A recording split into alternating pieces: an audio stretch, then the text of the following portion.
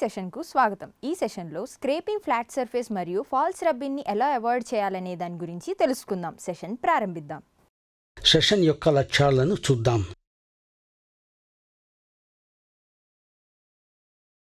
ఈ సెషన్ ముగింపులో మీరు చేయగలిగేవి: ఫ్లాట్ సర్ఫేస్లను స్క్రాప్ చేయడం, వక్ర సర్ఫేస్లను స్క్రాప్ చేయడం, ఫ్లాట్ ఉపరితలాల స్క్రాపింగ్, అవసరమైన materials: engineers blue, small roller, reference surface plate, brush, bench vice, vernier callipers, flat scraper, metal flat work piece, drilling machine, master shaft అంటే test bar, ball peen hammer.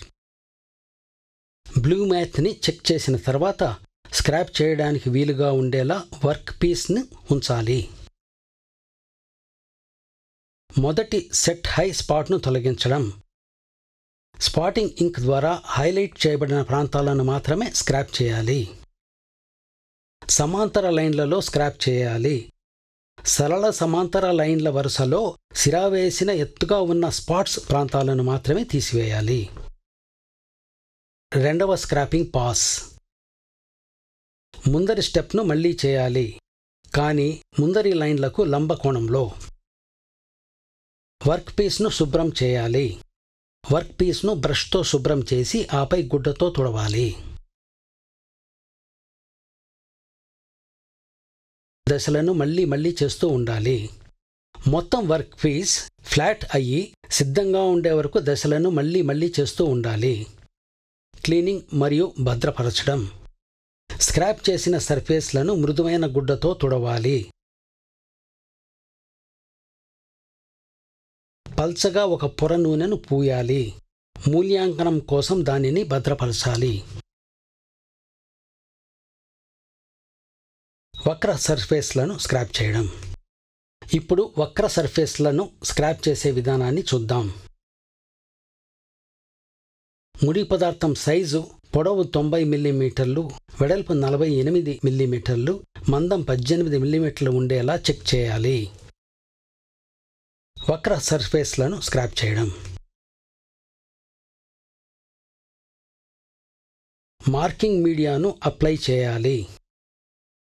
డివైడర్ని ఉపయోగించి punching కోసం మార్కింగ్లను పెట్టాలి. ఇలా mark చేసి punch చేయాలి. Chain drill రంధ్రాలు మరియు విజువల్లో చూపిన విధంగా అదనపు మెటీరియల్ తీసివేయాలి.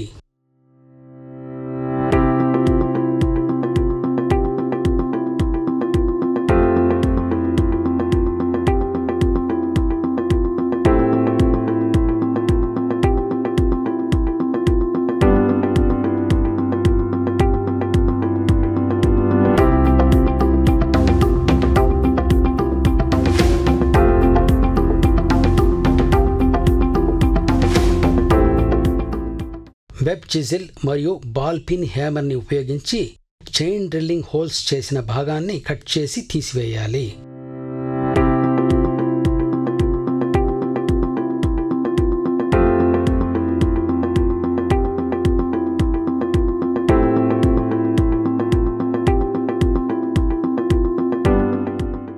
హాఫ్ రౌండ్ ఫైల్తో వక్ర సర్ఫేస్లను ఫైల్ చేయాలి. టెంప్లేట్తో ప్రొఫైల్ చెక్ చేయాలి.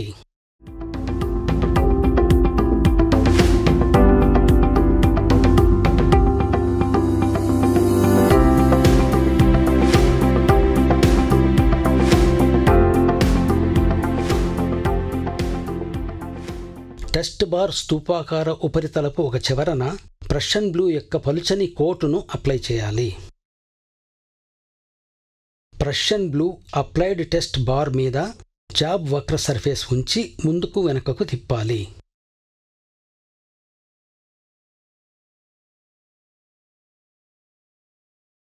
వక్ర ఉపరితలంపై నీలి స్పాటెడ్ మార్కులు గమనించాలి. బెంచ్ వైస్లో జాబ్ని పట్టుకోవాలి.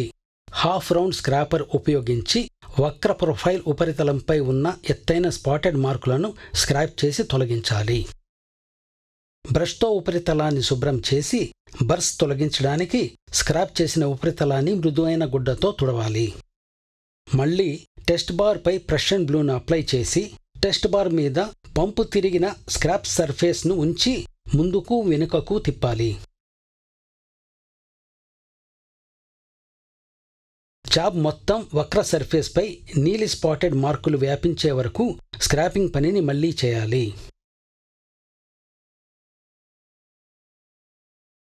స్క్రాప్ చేసిన సర్ఫేస్ను మృదువైన గుడ్డతో తుడిచి పలుచని పొరగా నూనె రాసి దానిని భద్రపరచాలి.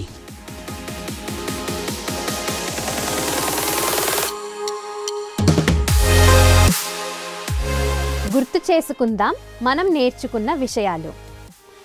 ఫ్లాట్ ఉపరితలాలను స్క్రేప్ చేయడం,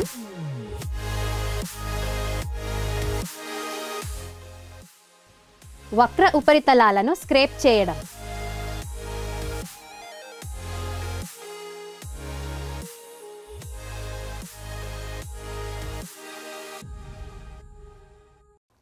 కాబట్టి ఈ సెషన్లో స్క్రేపింగ్ ఫ్లాట్ సర్ఫేస్ మరియు ఫాల్స్ రబ్బింగ్ని ఎలా అవాయిడ్ చేయాలనే దాని గురించి తెలుసుకున్నాం. మీకు అన్ని విషయాలు అర్థమయ్యాయని ఆశిస్తున్నాను. తదుపరి సెషన్లో కలుద్దాం.